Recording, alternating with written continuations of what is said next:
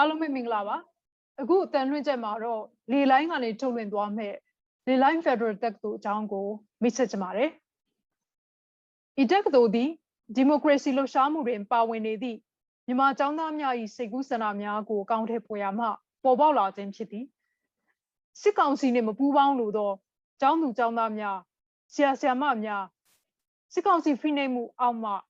ပြည်သူများအတွက်ဤနေရာသည်စာသင်ခန်းပြင်ပမှတင်ယူစရာနေရာနှင့်နီးလန်းတစ်ခုဖြစ်စေရန်ရည်မှန်းပါသည်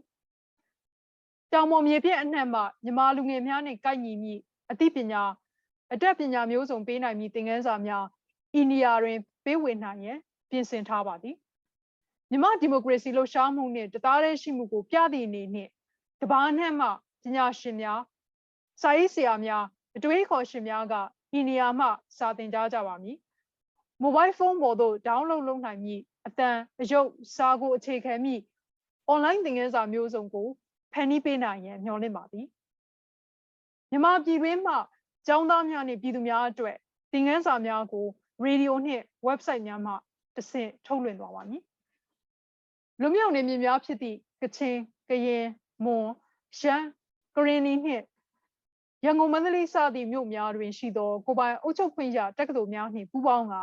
ကျောင်းသားအချင်းချင်းသင်ကြားမျှဝေရေးအစီအစဉ်များကိုလှုပ်ဆောင်သွားမည်ဖြစ်ပါသည်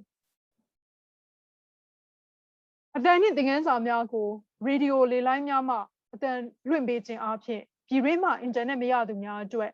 အဆင်ပြေစေရန်ရည်ရွယ်ပါသည်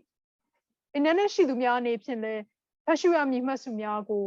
download ဆွဲချပြီးအင်တာနက်မှန်မှန်မရတော့လဲသင်ခန်းစာများကိုလေ့လာခြင်းစိတ်ရှိသူများထံသို့ပို့ပေးလိုကပို့ပေးနိုင်ပါသည်ဤမှတ်စုများမှာရေဒီယိုမှလာသောသင်ခန်းစာများနှင့်တွဲ၍သုံးရန်ရည်ရွယ်ပါသည်ပထမအဆင့်အနေနှင့် www.federaluniversity.org သို့ယင်သွားပါ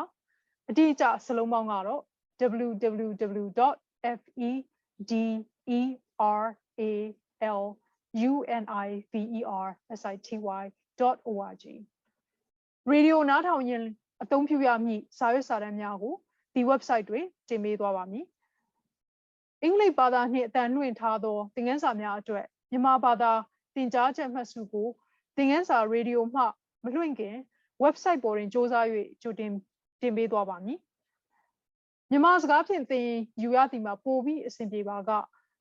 ဒီမှတ်စုများကိုသင်ခန်းစာမလွှင့်ခင်ကြိုဖတ်ခြင်းဖြင့်တော်၎င်းသို့မဟုတ်လဲနားထောင်သည့်အချိန်တွင်သင်ထောက်ကူအနေဖြင့်တော်၎င်းသုံးနိုင်ရန်ရည်ရွယ်ပါသည်သင်ခန်းစာတစ်ခုတည်းကိုမိနစ်တစ်ကြိမ်ညတစ်ကြိမ်စ조사၍ထုတ်လွှင့်သွားပါမည်အကျိုးသင်ကြားချက်များမှာအခန်းဆက်မရှိ၎င်းပို့ချချက်တစ်ခုတည်းကိုနားထောင်ရုံဖြင့်လုံလောက်သည်အချို့သင်ကြားချက်များကိုမူအခန်းဆက်များနှင့်ထုတ်လွှင့်သွားပါမည်ခေါင်းစဉ်တစ်ခုတည်းအတွက်ပို့ချချက်ပေါင်းများစွာရှိပါကမြင်သာထင်သာအောင်အမှတ်သားပြုသွားပါမည်ပို့ချချက်အားလုံးအတန်ဖိုင်နှင့်မှတ်စုများအားလုံးကို website တွင်အချိန်မီရယူနိုင်ပါသည်အချို့သင်ခန်းစာများအထူးသဖြင့်အတန်သာမကအယုတ်ပါလိုအပ်သောသင်ခန်းစာများအတွက်ရုပ်သံဖိုင်များကိုလည်းတင်ပေးသွားပါမည်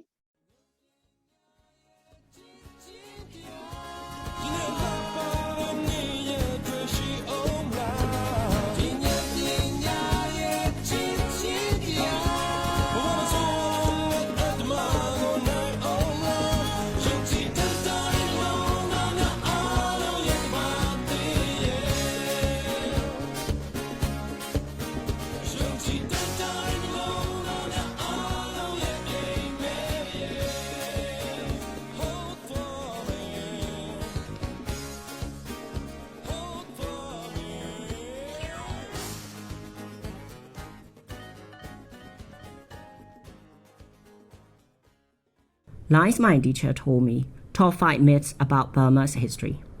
Dr. Rose Metro, course abstract.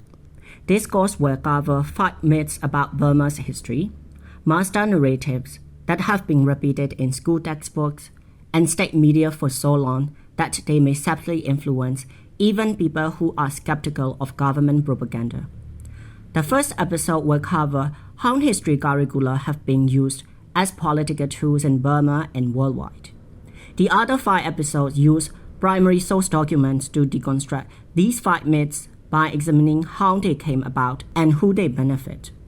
1. All the ethnic groups were heavily united under the rule of the Burmans before the British colonized the region. 2. There are 8 national races and 135 ethnic groups indigenous to Myanmar. 3. All the national races agreed to unify in the Penlong Agreement. 4. Myanmar is a Buddhist country. 5. The 1962 military coup was necessary to prevent the country from disintegrating.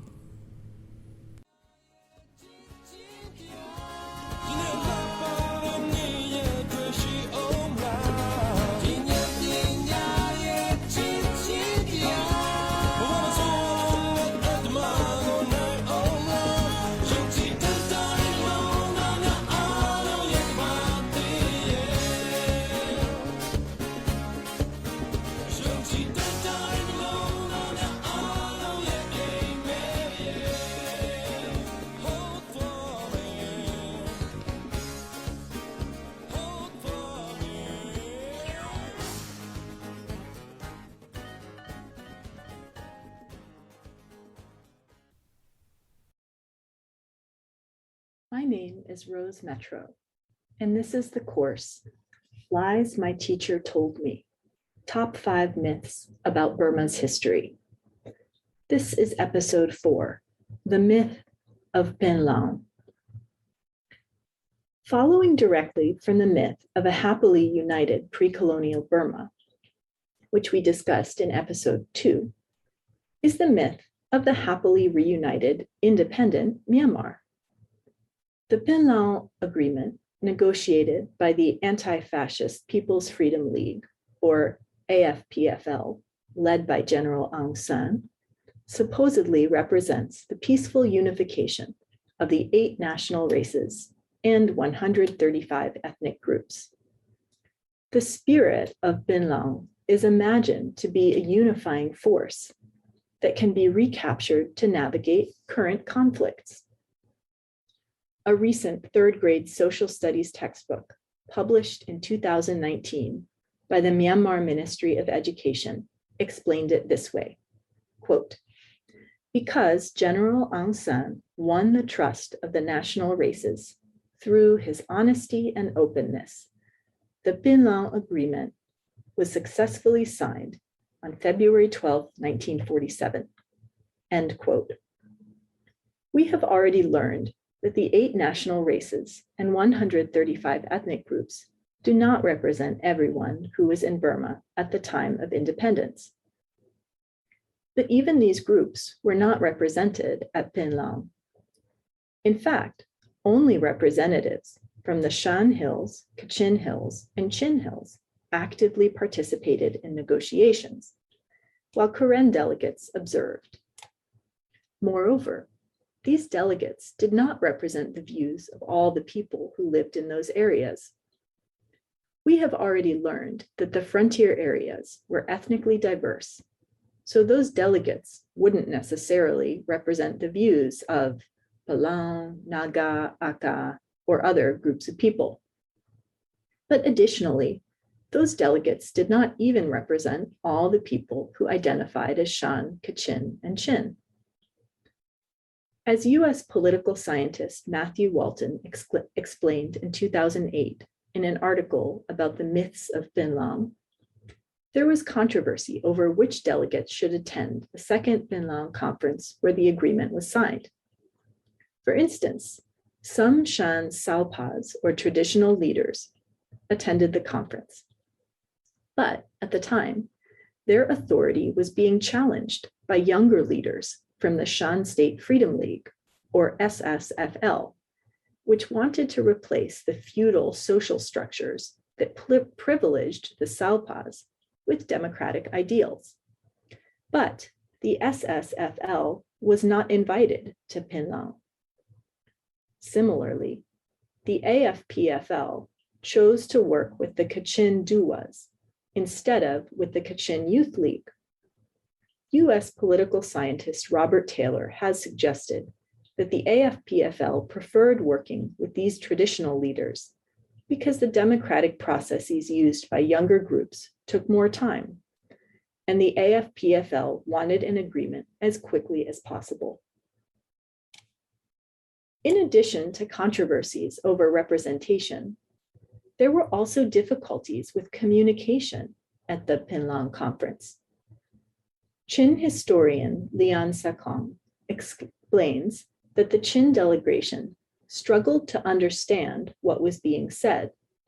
because there were not appropriate translators present. So they may have signed an agreement they did not fully understand. Karen leaders attended only as observers, but even if they had participated, they may not have represented all the people they claimed to. Karen political scientist Ardeth Maung Valmong has explained that the Karen National Union, formed just a week before the Penlang Agreement was signed, did not represent the views of all people who identified as Karen or Kayin. Karenni leaders were also excluded.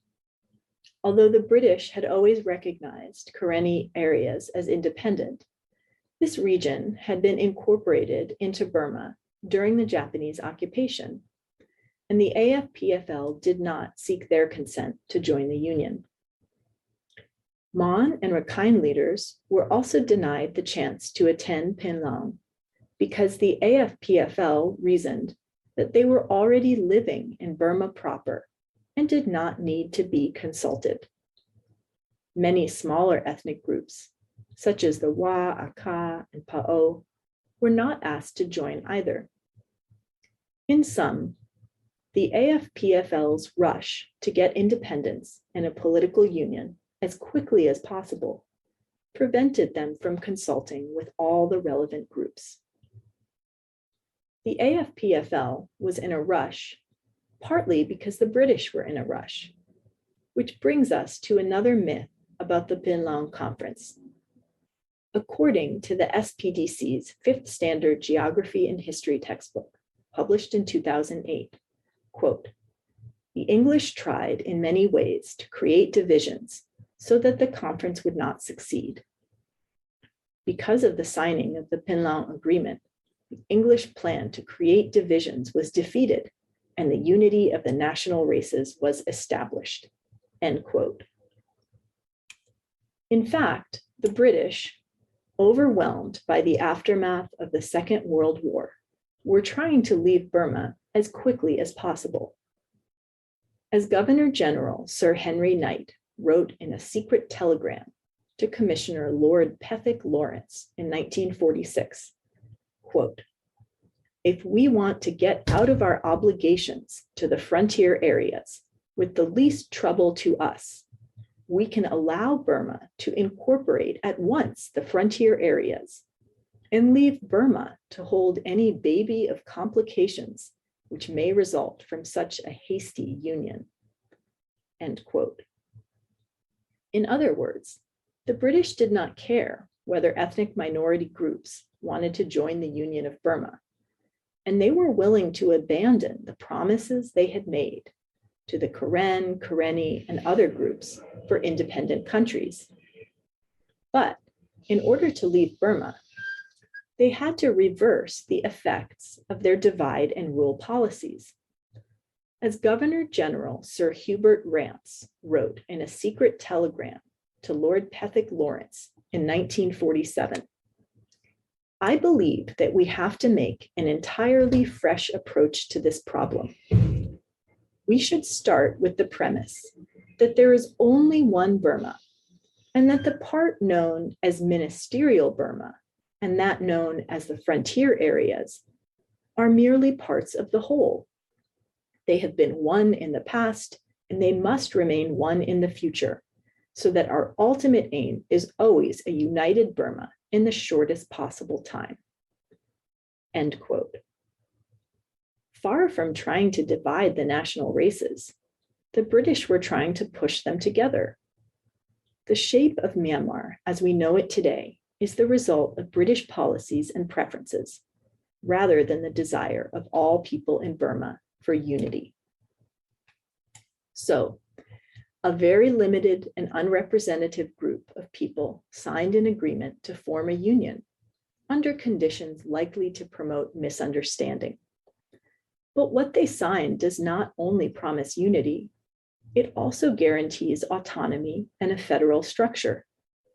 Article 5 of the Penang Agreement states, quote, full autonomy in internal administration for the frontier areas is accepted in principle, end quote. Article 7 adds, quote, citizens of the frontier areas shall enjoy rights and privileges which are regarded as fundamental in democratic countries, end quote. Of course, after independence, Myanmar's central government did not grant full autonomy to Shan, Kachin, or Chin states. People there have not enjoyed fundamental rights, such as the opportunity to control their own natural resources, their political destinies, or their children's educations. Instead, they and many other people in Myanmar have been subject to oppression, imprisonment, torture, and rape by the army. As Matthew Walton explains, quote, calls for a return to the spirit of Penang will remain ineffective unless the event and its consequences are understood. The reassessment of modern Burma's founding myth will be a necessary step in the struggle for national unity, end quote.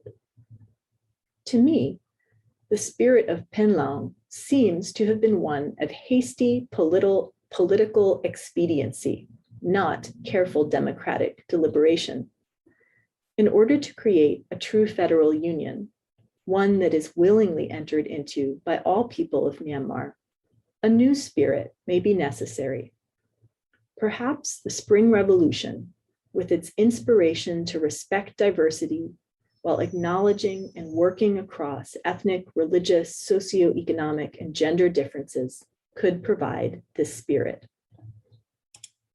Thank you for listening. We'll talk soon.